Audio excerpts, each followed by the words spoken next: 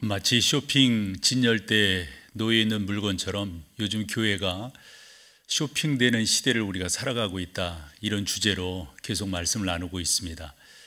해서 우리는 어떠한 상품적 교회가 될 것인가, 또 선택하려고 하는 분이 계시다면 여러분은 어떤 기준으로 여러분들이 교회를 선택할 것인가, 이것이 무엇보다 도움을 드려야 되겠다 싶어서 귀한 말씀들을 함께 나누고 있습니다. 지난 시간에 에베소 교회를 나누었는데 오늘 두 번째로 서머나 교회에 대해서 여러분과 나누려고 합니다.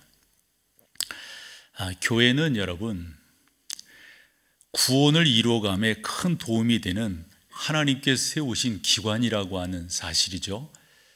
이와 같은 교회를 우리가 어떻게 세우느냐, 또 그런 교회를 어떻게 선정하느냐는 여러분들의 삶에 무엇보다도 중요한 관건이라고 생각합니다.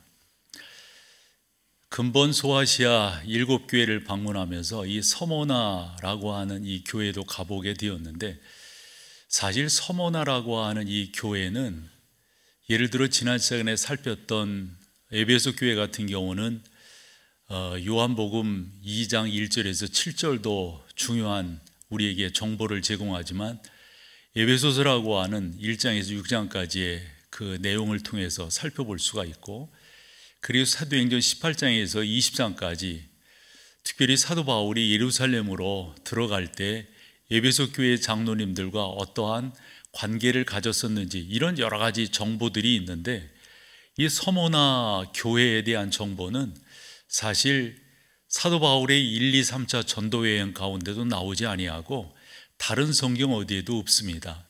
오늘 우리가 읽은 본문인 요한계시록 2장 8절에서 11절까지가 전부라고 볼 수가 있습니다. 서머나라고 하는 교회도 찾아볼 수가 없는데요, 지도를 한번 보시면은 소아시아 7교회가 저 위쪽으로 여러분들이 잘 아시는 이스탄불이 있는 거고요, 지금 지진 피해가 난 데는 동쪽으로 한참, 그래서 시리아 국경이 되겠죠. 지도상으로 제 설명으로는 남서쪽, 이렇게 투르키의 남서쪽이 될 건데요, 거기에 7개 교회가 있고, 서머나라고 하는 교회는 찾아보기가 힘들고, 지금 그 지역을 우리가 일반적으로 이야기할 때는 이즈미르, 이렇게 이야기를 합니다. 그래서 이 지역에 가보면은 서머나 교회는 없고, 그 다음 사진을 보여주면 저게 이제 폴리갑, 서머나 교회의 감독, 즉 목사였던 폴리갑이 순교했다, 이것을 기념해서 지은 교회, 요것밖에 없어요. 그리고 조금 더 가서 뭐 유적지라고 있는데, 그냥 제가 보기에는 공터, 이렇게 볼 수밖에 없습니다. 이쪽에서 신앙생활을 성도들이 이렇게 해 나갈 때 이 신앙생활을 어떻게 했을까 상당히 궁금하고, 그들이 신앙을 지켰다고 하면 어떤 의미의 신앙을 지켰을까. 한데 중요한 것은 우리 가운데 주는 정보가 약하다라고 하는 겁니다. 그래서 저는 오늘 본문 이 계시록 2장 8절에서 11절을 갖고 서머나 교회를 정리할 때 충성스러운 교회 서머나, 이렇게 정리를 했거든요. 그리고 충성스러운 이 신앙에 있어서 그것만큼 중요한 덕목이 어디 있을까요? 사실 이즈미르라고 하는 이 해안 도시는 지금 사진에서 보듯이 아름다운 곳이에요. 어떤 사람들은 이즈미르를 아시아의 꽃, 이렇게 불렀다고 하니까 가서 봤더니 그렇게 불릴 만한 곳이더라 하는 것을 알게 됩니다. 그때 인구가 어느 정도인지 몰라도 지금 저 이즈미르는 약 200만 정도가 몰려 사는 그러한 도시로 알려져 있습니다. 그리고 이 로마가 도시를 개발할 때는 거반 그랬는데, 계획해서 도시를 개발하고 특별히 로마는 이 도로 공사를 신경 썼다고 하는 걸 알게 되는 것이, 유적이 좀 남아있는데 그런 유적들을 살펴볼 수가 있고요, 로마 시대 때는 다 헬라의 문화권에 있었기 때문에 어느 곳이나 좀 지형이, 장소가, 또 경관이 풍부한, 또 풍성한 그런 곳에는 헬라 신상들이 있었다고 하는 것을 알게 되는데, 아니나 다를까 이곳에도 제우스 신전이 있었고, 다음 사진에서 보는 이 키벨레라고 하는 신전도 있었다고 하는 걸 알게 됩니다. 아름답다고 하는 것을 설명드리기 위해서 그 당시에 전해지는 말을 보면 항구에서 내려서 선원들이 저 키벨레 신전에 가서 나름대로 제사를 드릴 때 그 가는 길을 황금으로 깔았다라고 하는 전해지는 이야기도 있습니다. 그리고 이즈미르라고 하는 이 도시가 나름대로 언덕 위에 또 이렇게 세워진 그런 경우도 있는데 항공사진이거든요. 위에서 찍은 그런 사진인데 혹시 보실 때 어떤 모양인지, 저런 모양을 갖고 있기 때문에 이 이즈미르가 예전에는 이 왕관의 도시다 이렇게 불려졌다고 그럽니다. 그래서 성경은 그런 내용을 잘 알고 있는 서문화 교회 교인들을 향하여서 여러분들이 죽도록 충성하면 생명의 관, 예전에는 생명의 면류관 이런 표현을 썼잖아요. 사실 면류관은 아니고요, 그냥 관입니다. 저런 모양을 갖고 있기 때문에 아마 성경도 그러한 어떤 영적인 의미를 담아서 말씀을 전하지 않았나 생각을 합니다. 예전에 로마 황제가 이 이즈미르를 방문해 가지고 그 지역을 다스리는 분봉왕에게 무릎을 꿇히고 왕관을 씌워줬다 하는 거거든요. 아마 요한은 그것을 상상했으리라고 봐요. 이 다음에 재림주로 오시는 예수님께서 우리가 그 사명을 잘 감당했을 때 어찌하신다고요? 생명의 관을 씌워주실 것이다. 이런 나름대로 그 도시가 담고 있는 문화적 배경으로 설명하고 있기에 어찌 보면 잘 이해가 된다라고 생각을 합니다. 서론적으로 또 하나 살펴보게 되는 것은 이 서모나라고 하는, 즉 이즈미르라고 하는 지역이 가지고 있는 별명들이 있었는데 두 가지만 살펴보면, 첫 번째 관용구로 말씀드리면 이런 거예요. 이즈미르 사람들은 믿을만해, 이겁니다. 그 사람들과 약속하면 그 지역에 가서 무슨 이 조약을 맺으면은 그것은 분명해 라고 하는 말들이 그 당시에 통용이 됐다는 거죠. 서머나 교회가 그런 교회 아닐까요? 주님과 약속한 것, 신앙을 굳게 지키기로 서약한 것을 철저하게 지켜나가는 그러한 교회. 지금은 사실 무슨 조약이니 협약이니 이런 것들이 종이장처럼 흐지부지되는 그러한, 마치 길거리의 돌멩이처럼 여겨지는 그러한 시대 아닌가요? 북한에서 계속 미사일을 쏴대고 더러는 방사포를 동해안으로 쏴대는데 전 정부 때 나름대로 조약을 맺었잖아요. 우리 DMZ 얼마까지는 어떻게 하자. 그거 지켜져요. 북한은 계속해서 NPT에 대해서 탈퇴하고 계속 핵에 대해서 만지작만지작하는, 요즘은 어찌 보면 조약, 협약, 약속 이런 것들이 유불리에 따라서 헌신짝처럼 여겨지는 그러한 시대에 우리가 살아가고 있지 않습니까? 평화조약을 맺으면 뭐예요? 같은 연방이었으면 뭐하냐고요. 소련이었을 때 같은 연방, 같이 동고동락했던 러시아와 우크라이나 아닌가요? 한데 지금은 전쟁의 전쟁을. 그러니까 요즘 세상은 시대의 그 말로 이렇게 보면은 그런 표현을 하더라고요. 가면 전성 시대. 그렇게 가면 이렇게 쓴 거 있잖아요.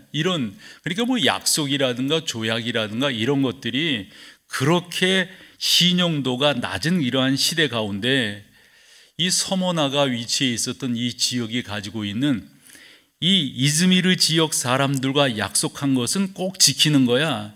이것이 그 지역에 있는 서머나 교회가 우리에게 주는 하나의 메시지가 아닌가 하는 생각을 해보게 되는 거죠. 한때 우리 사회에서 정치적 수로이지만 수박 논쟁이라고 하는 말이 있었어요. 겉과 속이 다르다는 거거든요. 겉이 푸르르면 속도 푸르러야 하는데 그렇지 못하다. 이런 것을 빗대어 한 말이라고 생각합니다. 한데 그것이 정치적 수로이기만 한가요? 우리의 삶엔 그렇지 않나요? 특별히 요즘 신앙생활을 한다 하면서도 본인의 생각과 본인의 판단에 성경이 뭐라고 말하느냐 이것보다도 그래서 손바닥 뒤집듯이 하는 그런 경우들을 우리가 얼마나 많이 보는가 하는 거죠. 토마토라고 하는 과일이 있습니다.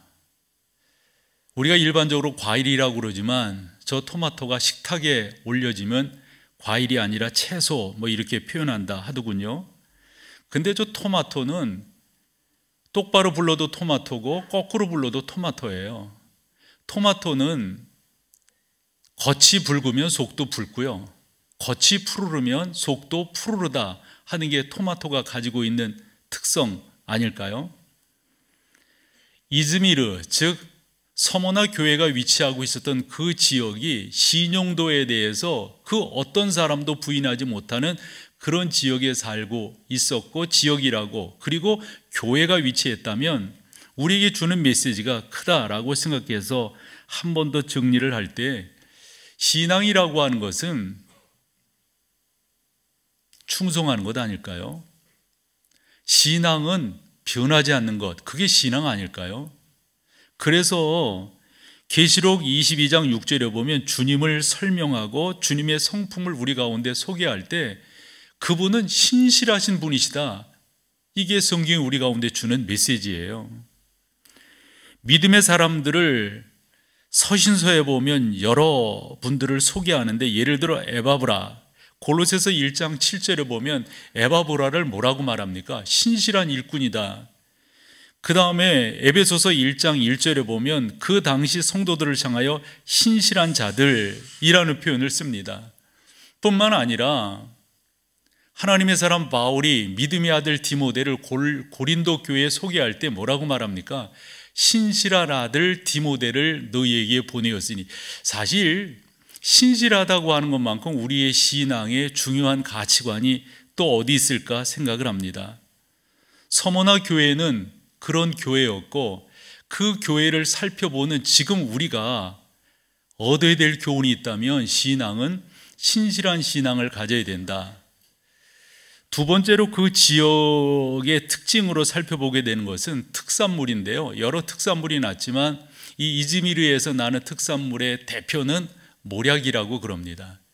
이 모략이라고 하는 것 우리가 어느 정도 아는데요, 사실 서머나라고 하는 영어적 표현, 표기를 이렇게 보면은, 보여주세요. 보면은 저렇게 되어져 있잖아요. 근데 앞에 S자를 빼면은 모략 이렇게 되어지는, 그렇게 나왔다. 그래서 서머나를 모략의 도시다 이리 말한다라고 볼 수가 있습니다. 모략은 모략나무에서 산출된 아름답고 향기로운 물질 이렇게 알려져 있는데요, 저 사진에서 보는 저 모략 한 덩어리를 깨트리면 그 향이 대단하다 이렇게 알려져 있어요.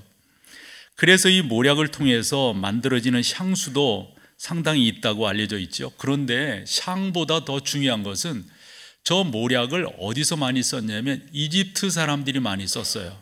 뭐 할 때? 미라를 만들 때. 저 모략으로 미라를 저렇게 만들었다고 하면 모략의 특징은 뭘까요, 여러분? 썩지 않고 변하지 않는다, 이런 특징을 가졌잖아요. 마태복음 2장 21절에 가보면 우리 주님께서 태어나셨을 때 동방 박사들이 가지고 왔던 세 가지 예물이 있었죠. 황금과 유향과 뭐예요? 모략이었어요. 이 모략이라고 하는 게 태어날 때도 모략이 드려졌지만 요한복음 19장에 가보면 우리 주님의 시신이 내려지고 장례를 지낼 때 니고데모라고 하는 사람이 뭐를 갖고 왔죠? 모략을 가지고 왔습니다. 해서 이 모략이라고 하는 것은 변하지 않는, 썩지 않는 이런 특징을 가지고 있는데, 왜 이런 말씀을 드리는 거예요? 서머나 교회가 여러 군데서 우리 가운데 주는 재료는 없지만 이런 충분한 상상을 해볼 수 있기에 말씀을 드려봅니다. 서머나 교회는 뿐만 아니라 환난과 궁핍이 많은 교회였습니다. 그런데 우리 주님의 말씀 8절 이하를 쭉 읽어보면은 참 귀한 게 칭찬과 격려가 많다고 하는 것을 알 수가 있습니다. 더러는 반어법으로 꾸중도 하고 부정적인 말을, 또 도전적인 말을 할 때도 있지만 우리 주님은 직설화법으로 칭찬하고 격려하는, 그래서 이 말씀은 지금도 이 땅에 살아가고 있는 우리들에게 주시는 주님의 말씀인 것을 알 수가 있습니다. 8절에서 10절까지를 보면 서머나 교회를 위로하시는 주님을 우리가 만날 수가 있는데, 먼저 8절을 우리 같이 한번 읽어볼까요? 8절. 서머나 교회의 사자에게 편지하라. 처음이며 마지막이요 죽었다가 살아나시니가. 그래서 여러분, 이 말씀을 하시는 이분이 누구이신 거예요? 예를 들어 처음이요 마지막 누구십니까? 또 죽었다가 살아나신 분 누구십니까? 예수 그리스도시죠. 이런 거예요. 그러니까 위로하고 격려한다고 하는 말, 이런 거 있잖아요. 누가 그런 말을 하느냐가 중요하잖아요. 사람을 등급을 매길 수는 없지만 그런 사람이 말하는 것과 처음과 마지막이 되시고 죽었다가 살아나신 그분이 말씀하시는 그 말씀과 무게감이 같겠습니까? 여러분, 예수 그리스도께서 그렇게 말씀하시는데 특별히 누구에게 말씀하시는가를 살펴보면 서머나 교회의 누구에게요? 아마 지도자에게 하신 것 같아요. 그 말은 교회고 어디고 간에 리더십이 잘 세워져야 된다는 거 여러분 아시잖아요. 주님의 위로하심이 여러분 가운데 그런 은혜로 작용하신다라고 하는 것을 우리가 여기서 나눠볼 수가 있습니다. 한 번 더 말씀드리면 우리 주님은 궁극적으로 위로하시는 분이시고 궁극적으로 우리를 돌보시는 분이시고 약속하신 것을 끝까지 지켜나가시는 주님, 바로 그분이 서머나 교회를 향하여 말씀하고 계시다 하는 겁니다.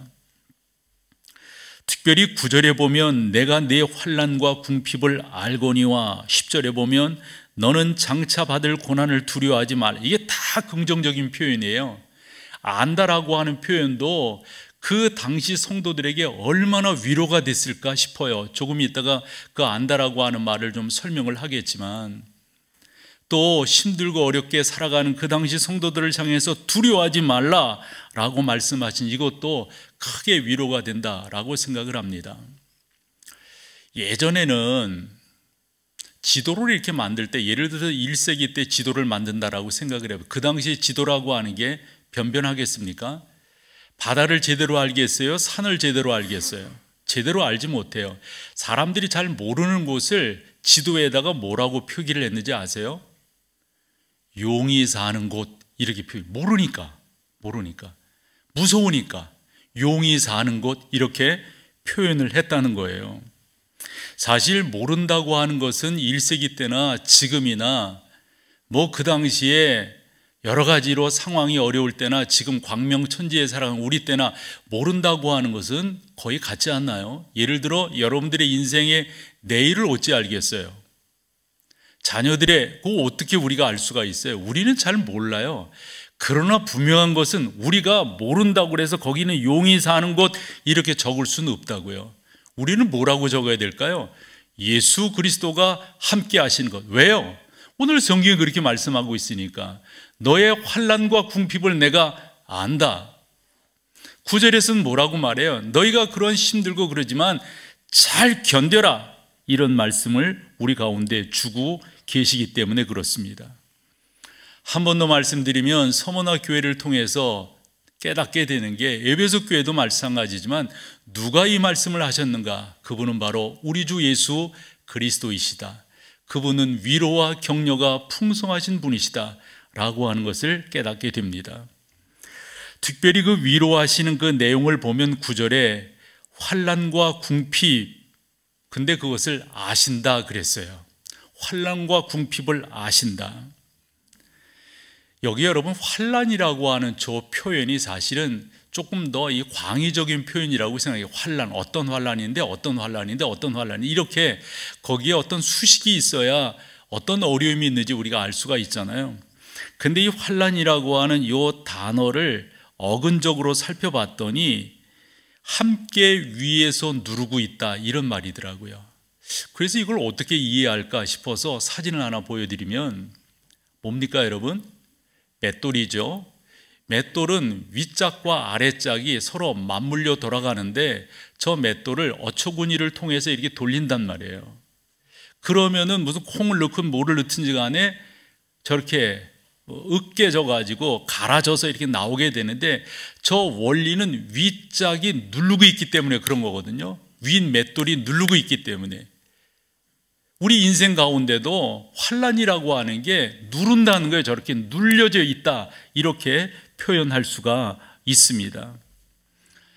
아마 서머나 교회에는 이와 같은 눌림을 받는 현상들이 많지 않는가 하는 생각을 가져봅니다. 그런데 우리 주님은 말씀하십니다. 내가 그 모든 것들을 안단다. 내가 얼마나 압박을 느끼고 있는지, 내가 얼마나 그 무거운 맷돌에 짓눌려 있는지 내가 알고 있단다. 그러며 유추해 보았을 때 이 압박이라고 하는 것은 그 당시만 있었던 것이 아니라 지금 우리에게도 똑같이 압박이 있습니다.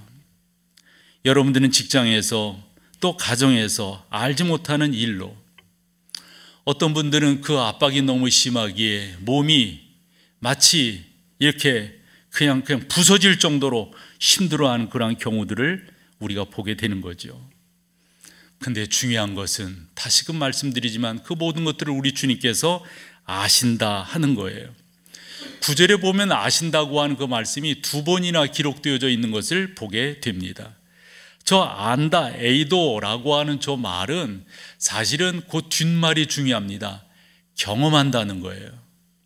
여러분, 우리 주님이 이 땅에 계시면서 이 세상이 주는 압박을 친히 경험하셨습니까? 안 하셨습니까?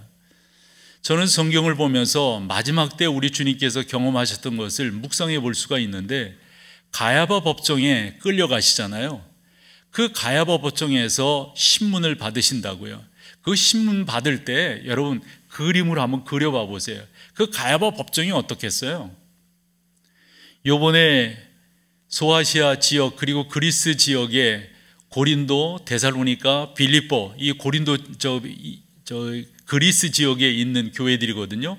소아시아 교회는 아니어도 그 지역을 가보면 그 당시 바울이 심판을 받았던 지역, 심판을 아마 받았던 그 신문을 받았던 그런 지역, 어떤 곳이다, 이렇게 설명되어지는 설명을 봤을 때, 예를 들어 고린도 박물관에 이렇게 가보면 그 바깥이 바로 그런 데거든요. 여기가 바로 심판자리다. 보면은 이렇게 높은, 한 저 정도 되는 높은데 아마 심판자는 있을 거예요. 신문 받는 자는 이렇게 밑에 있다고요. 사람이 이렇게 위에서 이렇게 내려다 보여지고 내가 그 밑에 있다고 할 때 그 위압감이라고 하는 것은 이루 말할 수 없을 거예요. 여러분, 우리가 조선시대 때 윤호를 받기 위해서 청나라를 간단 말이에요. 사신들이 청나라에 가면 그 자금성 그 문 앞에 운막을 치고 기다리는 거거든요. 그러면 자금성 그 문 저 높은 데서 병사들이 왔다 갔다 할 때 이 밑에서 오늘이나 불러줄까 내일이나 불러줄까, 황제가 언제나 불러줄까 이러면서 기다릴 거라고요. 그때 저 위에서 아마 소리를 칠 거라고요. 조선에서 온 사신은 들라. 이럴 때 나름대로 생각을 해봤어요. 얼마나 위압감이 있을까. 그러면서 황제가 있는 그 자리까지 우리 자금성을 들어가 보지만 뭐 한참 들어가잖아요. 그리고 황제가 보이겠어요? 아마 누군가가 전해주는 걸 거라고요. 사람이 이와 같은 위치, 자리 이런 데서 주는 위압감이라고 하는 게 큰데 우리 주님이 그런 걸 느꼈으리라고 보고, 그리고 밤새 감옥에 계시다가 이제 다시금 끌려서 빌라도 앞에 가서 신문을 받으실 때 빌라도는 더했지 않을까요? 그 주변에 뭐 무장한 군인들이 다 있었을 거고요. 그때 우리 주님은 초라한 모습으로 그 앞에 섰을 거라고 저는 생각이 들어요. 비아냥거리며 빌라도가 묻지요. 내가 유대인의 왕이냐? 너 잘못한 게 뭐냐? 뭐 이러면서, 뭐 제가 배우가 아니라서 그런데 뭐 엄포를 다 놓으면서, 그때 위압감이 있죠. 눌림이 있죠. 예수님 다 똑같은 우리 인간이시니까. 우리 주님 말씀하십니다. 너희가 겪는 환난과 너희가 겪는 그 모든 것들을 내가 안다. 여러분들이 직장에서, 여러분들의 삶의 현장에서 여러분들이 그처럼 힘들어하는 그 모든 것들을 안다라고 우리 주님 말씀하십니다.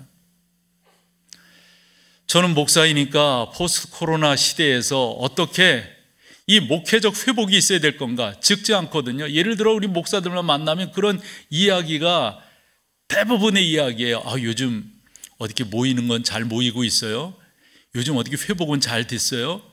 이게 잘 되냔 말이에요.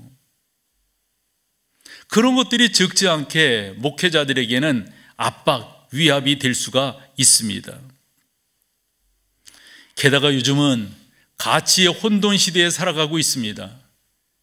목회를 한다는 사람들도 뭐 평등법이니 이런 것들을 찬성하는 사람, 저 사람은 뭐야 저 사람은? 이런 식의 생각을 하게 되는 가치의 혼돈이 지금 이 사회에 있습니다. 저 같은 경우는 우리 교회뿐만 아니라 다른 교회들도 영상을 끊어야 된다라고 주장하는 목사이니까요. 그러면 영상을 끊으면 어떻게 할 건가? 이거에 대해서 질문을 받을 때 그래도 그것만이 지금은 힘들고 지금은 대안이 별로 없지만은 앞으로 세상은 훨씬 더 영상 매체가 더 활동하는 그런 시대가 될 것이고, 뭐 모르긴 몰라도 대학의 강의라든가 직장의 어떤 상당 부분 영상으로 대체될 거예요. 재택이 될 거라고요.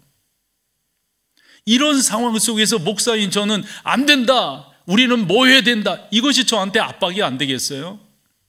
그렇게 하는 사람들이 없는데, 그렇게 저의 의견에 동조하는 목회자들을 제가 못 만나는데, 적지 않은 압박이라고. 이럴 때 나는 어떻게 할 건가?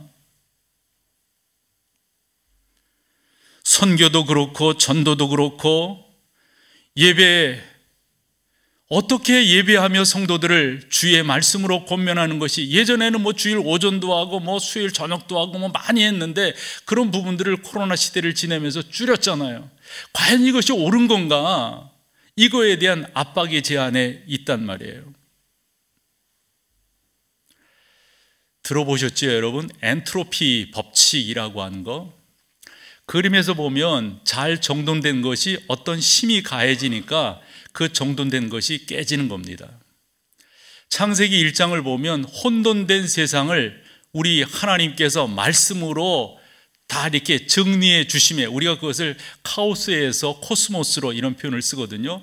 이 혼돈된, 그 카오스된 그런 가운데서 이 질서정연한 우주, 코스모스로 옮겨가는, 그런데 옳지 못함이 그 가운데 들어와서, 예를 들어서 에덴에 살고 있는 아담과 하와에게 옳지 못함이 들어와서 질서정연한 것이 깨어지잖아요. 이걸 일반적으로 엔트로피 법칙, 이런 말을 합니다. 너무 그런 것들이 많은 거예요. 예전엔 그런 것들이 옳았는데, 예전엔 그런 것들이 잘 되어져 갔는데, 이것이 어떤 힘이 가해짐으로 말미암아 우리가 원치 않는 상황으로 간다, 변화되어진다, 뭐 이런 말일 수 있어요.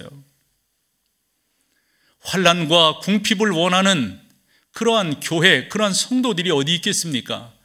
함에도 불구하고 계속적으로 외부의 압력이 믿는 사람들을 환난으로, 믿는 사람들을 궁핍으로 몰아가게 된다 하는 거죠. 한데 우리 주님은 그 모든 것들을 안다라고 말씀하십니다. 환난은 그렇게 설명을 했지만 궁핍이라고 하는 이 원문이 가지고 있는 그 어근적 감각은 그런 거예요. 궁핍은 두 가지 의미인데, 정말 내가 필요한 것이 없다라고 하는 그 궁핍이잖아요. 두 번째 궁핍이라고 하는 것은 그것조차도 없는 거예요. 그것조차도. 서머나 교회가 겪고 있는 이 궁핍은 자기들이 필요한 것이 없다라고 하는 게 아니라 아무것도 없어요. 아무것도. 그런 교회를 우리 주님은 안다라고 말씀하십니다. 주변은 아마 여러 가지로 잘 갖춰져 있을 거예요. 예를 들어서 이 이방 신상, 이방 우상을 섬기는 사람들은 얼마나 많은 것들을 풍요롭게 갖추고 또 이렇게 잘 정리되어서 갈 수 있었을까요? 하지만 서머나 교회는 그렇지 못했으리라고 생각합니다. 당시 모든 일반적 그러한 종교를 갖고 있는 그런 우상을 섬기는 이들은 떳떳하게 나름대로 내세우면서 했는지 모르지만, 서머나 교인들은 아마 그 도시 어느 구석에 모임을 갖고 있었을 거예요. 우리와 비교를 해본다면 우리처럼 이렇게 잘 갖춰진 예배당에 예배를 드리고 있었을까요? 우리처럼 잘 갖추어진 찬양팀이 있었을까요? 찬양대, 오늘 찬양도 너무 귀하게 해주셨는데 이런 찬양대가 있었을까요? 우리 교회처럼 주일학교가 있었을까요? 뭐 성장반, 뭐 바이블 아카데미, 뭐가 있었을까요, 여러분? 우리 교회 또 하나의 자랑이 있다면 주일학교 어하나 프로그램인데, 어제 어하나가 이제 시작이 되었어요. 그래서 한 학생을 시상하기 위해서 오라에서 그 시상하고 했는데, 애들이 얼마나 아주 그냥 재미있게 잘 노는지, 그래 이렇게 잘 놀아라, 교회는 바로 이런 곳이다, 그러면서 이제 시상을 하고 막 애들이 막 떠들고 막 또 그 목사님이 또 제가 담임 목사라고 왔으니까 박수해라 그래서 또 애들은 또 제가 목사인 줄 아는 것 같아요. 그래서 박수도 조금 하는 게 아니라 막 뭐 내가 김정은도 아닌데 막 그러더라고요. 그래서 이제 시상하러 이렇게 내려오는데 어느 애가 막 이러는 거예요. 앉아서. 그러니까 또 저는 그 아이가 저를 부르니까 또 목사가 뭐 죄인이지 뭐 그래서 걔 그 이야기를 들으려는데 무릎을 꿇었다 이렇게. 뭔데? 그 애들이 너무 떠들어 잘 안 들려. 뭔데? 그랬더니 얘 하는 말이 지하 2층에서 일하시죠?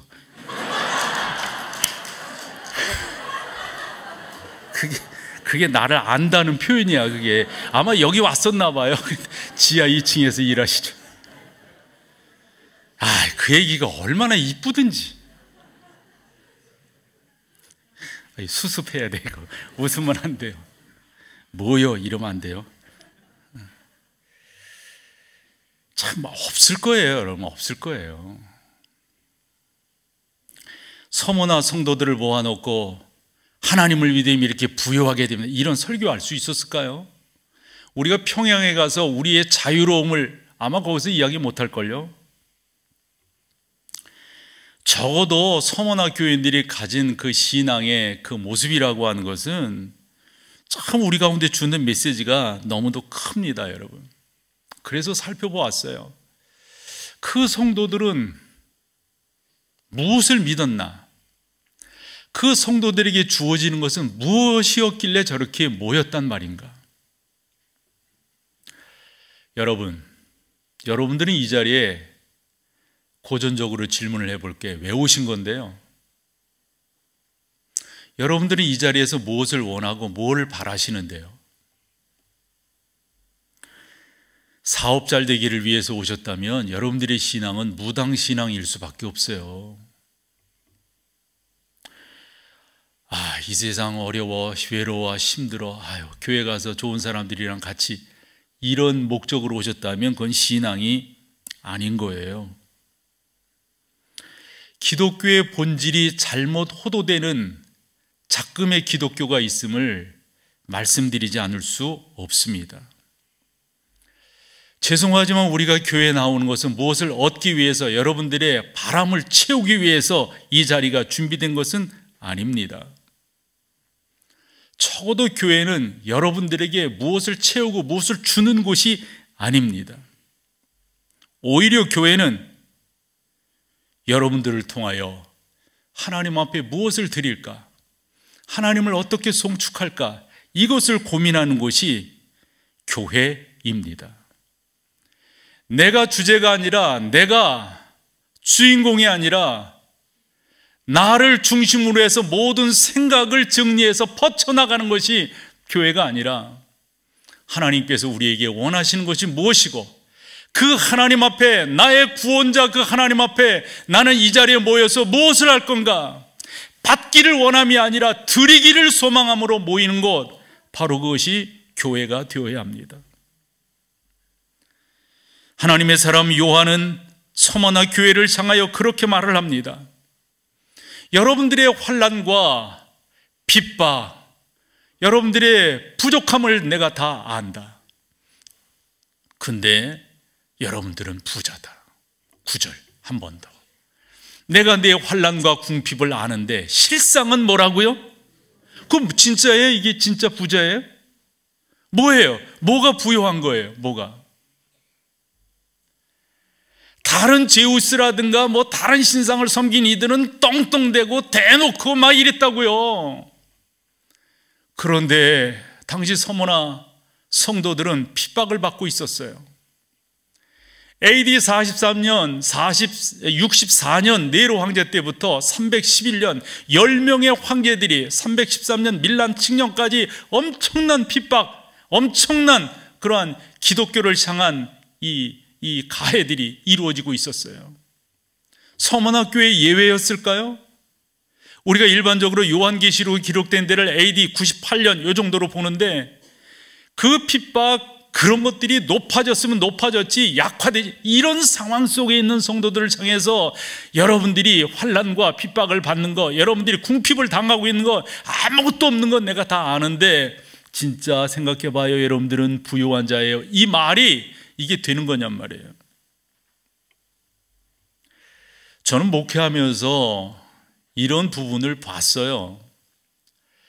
그분의 부요함이, 그분의 배움이, 그분의 건강이 축복이 아닐 때가 있더란 말이죠. 그렇지 않았으면 저러지 않았을 터인데 라고 생각할 때가 있습니다. 시편 106편 13절에서 15절입니다. 이 성경을 같이 한번 읽어보고 의미를 되새겨보죠. 그러나 그들은 그가 행하신 일 곧 잊어버리며 그의 가르침을 기다리지. 그 다음에 14절, 광야에서 욕심을 크게 내며 사막에서 하나님을, 그러니까 이 출애굽하면서 뭐 이랬던, 그리고 또 일반적으로 이스라엘 사람들이 구했던 그러한 모습입니다. 근데 중요한 것은 15절이에요. 그러므로 여호와께서는 그들이 요구하는 것을 그들에게 주셨을, 아니 여기까지만, 주셨을지라도, 달라고 그래서 줬어요. 달라고 그래서 받았어요. 근데 중요한 건 뭐예요? 그렇게 되니까 그들의 영혼은 어찌 되었다? 여러분, 이거 부요한 겁니까? 있다고 그래서 부요한 거냐고요? 저는 조금 어찌 보면 위험한 생각일 수도 있는데, 진짜 우리가 뭔가를 옳게 똑바로 하면 그 뒷거는 구하지 않아도 된다라고 믿는 사람 중에 하나예요. 그러다 보니까 약간 기도를 조금 터부시하는 그런 경우로 가서 제 스스로가 위험하다라고 솔직히 말씀드리는 건데요. 먼저 그의 나라와 그의 의를 구하라. 그리하면 너희가 구하지 않는다 할지라도 이 모든 것을 너희에게 뭐예요? 더해 주시겠다. 이방인처럼 이거 달라 저거 달라, 뭐 먹을까 뭐 입을까 이런 거 하지 말라. 서머나 교회가 우리에게 주는 메시지라고 저는 믿습니다. 하나님의 사람 바울이 빌립보 교인들을 향하여 이렇게 말을 했습니다. 빌립보서 4장 11절에서 14절입니다. 내가 궁핍함으로 말하는 것이 아니니라. 어떠한 형편에든지 나는 자족하기를 배웠노니. 같이 읽어요. 나는 비천에 처할 줄도 알고 풍부에 처할 줄도 알아. 모든 일 곧 배부름과 배고픔과 풍부와 궁핍에도 처할 줄 아는 일체. 그러니까 이게 옳은 거예요. 이게 옳은 거예요. 있어서 호호하고 없어서 그냥 시무룩해 하고, 있다고 그래가지고 그거 가지고 뭐하고, 없다고 그래가지고 난 믿음이 없나 봐, 이런 식의 생각, 이게 아니라는 거예요. 바울의 표현에 맞는 거죠. 일체의 비결을 배웠다. 근데 중요한 것은 이와 같은 바울을 바울답게 만들어준 게 그 다음 절이에요. 13절 뭐지요? 내게 능력을 주시기 때문에 그럴 수 있는 거지요. 그분이 나와 함께하지 아니하시면. 고린도후서 6장 10절은 상당히 역설적인 말씀입니다. 세 개의 역설이 나오는데요. 근심하는 자 같으나 항상 기뻐. 이게 뭐 근심과 기뻐 뭐예요 이게? 그 다음에 가난한 자 같으나 많은 사람을 부유하게 하고, 또 아무것도 없는 자 같으나 모든 것을, 역설이에요 여러분. 이게 신앙입니다. 저는 우리 교회가 이런 교회로 자리매기를 바라고요. 적어도 여러분들이 교회를 선정하려면 이런 건강한 교회를 선정하셔야 돼요. 먹고 사는 건요, 우리 주님이 다 책임져 주셨어요. 중요한 건 우리가 어떻게 믿느냐, 어떠한 자세로 나아가느냐, 이게 무엇보다도 중요합니다. 여러 역사가들의 글을 보면 초대교회 성도들이 당한 환난에 대해서 기록을 하고 있는데, 십자가 화형을 당했고 사나운 그런 어떤 그 짐승의 밥이 되도록 만들었고, 이 손톱을 뽑았다고 하는 거. 제 여기 조금, 여기 좀 상처 아닌 상처인데 뭐가 있어요. 이렇게 뜯었더니 여기 그렇게 신경 쓰이네. 아파. 덩치 큰 내가 이게 손톱을 뽑으면 어떻게 되는 거예요? 끓는 기름통에 빨갑이 껴서 던져지고, 이제 그 동물 그런 자루 있잖아요. 그 가죽으로 이렇게 자루를 만들어서 그 안에 그리스도를, 예수 믿는 사람들을 넣는데 그 안에 독사가 들어있는 거예요. 그러니까 어떻게 되겠어요?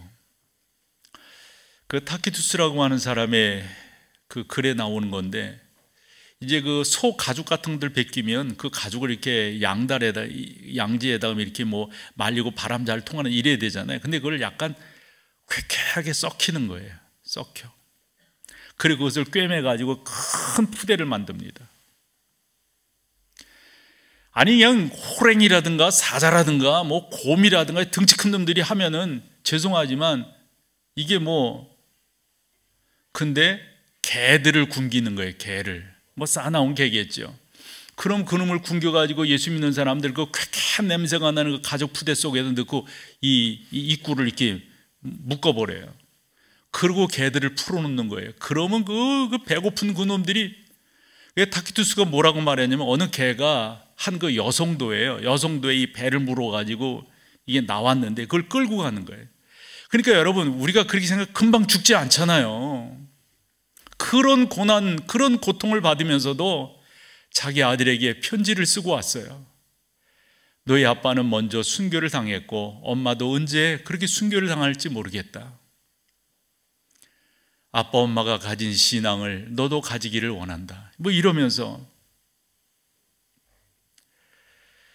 저는 여러분들과 주님의 교회를 그저 모여서 뭐 하는 그런 정도로 우리가 이끌어가고 만들어가는 것이 아니라, 적어도 우리가 신앙의 본질이 뭐고 어떤 식의 신앙생활을 해야 될 건가. 베드로가 그 당시 어려움을 겪고 있는 성도들 향해서 베드로 전후서를 썼는데, 그중 베드로 전서 1장 7절에서 9절까지 말씀을 좀 여러분과 읽어보려고 그래요. 같이요. 너희 믿음의 확실함은 불로 연단하여도 없어질 금보다 더 귀하여 예수 그리스도께서 나타나실 때 칭찬과 영광과 존귀를, 지금 죄송한 표현이지만 고생, 제 시골 말로 할게, 직사게 하고 있는 거예요 지금.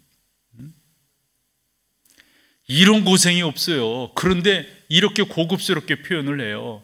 잘 견뎌라. 불로 연단하여도 없어질 금보다 더 여러분들이 신앙이 귀하니까, 그리고 예수님이 나타나시면 칭찬과 영광과 존귀를 얻게 될 거니까 잘.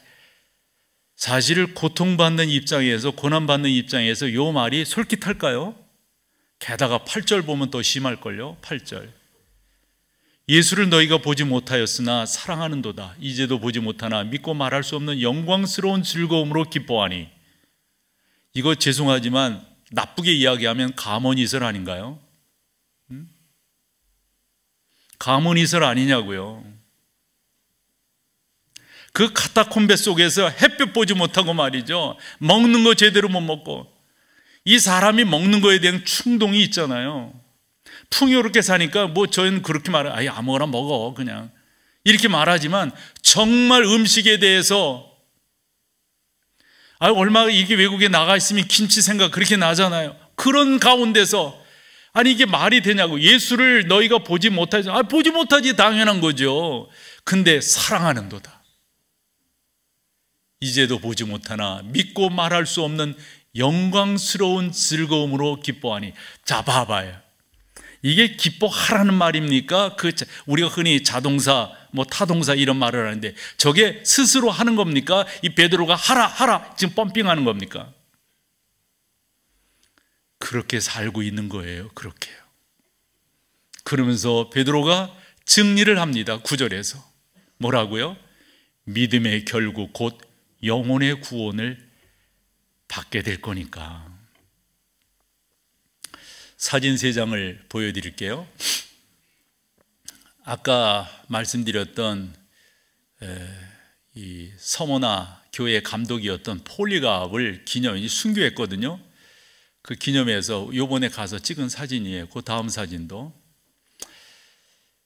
이제 팀을 2팀으로 나눠가지고 이렇게 했기 때문에, 그리고 이제 어느 분이 그 교회의 명패를 이렇게 가르쳐요. 그래서 보면 성 폴리갑의 교회다 이런 말이거든요. 근데 여러분 알다시피 폴리갑이 어떤 사람이냐면 그 당시에 지명도가 대단한 거예요. 저분이 어떻게 하느냐에 따라서 성도들이 움직여. 그래서 로마가 자기들의 수하의 서머나 교회를 딱 잡으려고 폴리갑을 억압하는 거예요. 흔한 말로 그냥 그러면서 당신이 우리가 원하는 대로 하지 않으면 화형을 시키겠다. 그리고 이 나무 무더기를 쌓아놓고 거기에 기둥을 세워서 거기다 딱 묶고 이야기하는 거예요. 사람들로 보게 했겠죠. 예수 믿는 사람들로 보게 했겠죠. 당신이 예수를 안 믿는다고 말해야 산다. 믿는다고 말하면 뭐 어쩌니 저리 말하면 당신은 화형이다. 그때 폴리갑이 한 유명한 말 여러분 아시죠? 버전이 조금씩 다를 수는 있는데 이렇게 말을 했어요. 86년 동안 내가 나의 왕을 섬겼고 예수님을 섬겼고 그분은 나에게 잘못한 일이 한 번도 없으십니다. 그런데 어떻게 내가 나를 구원하신 왕을 모욕할 수 있겠습니까? 그러며 화형을 당해. 그래서 저런 그 기념하는 교회들이 생긴 거예요. 여러분, 충성하셔야 됩니다. 충성스러운 서머나 교회, 충성스러운 목동 제일교회, 충성스러운 성도 여러분 다 되시기를 축원합니다. 자리에 일어나셔서 찬송으로 우리의 신앙을 고백하겠습니다.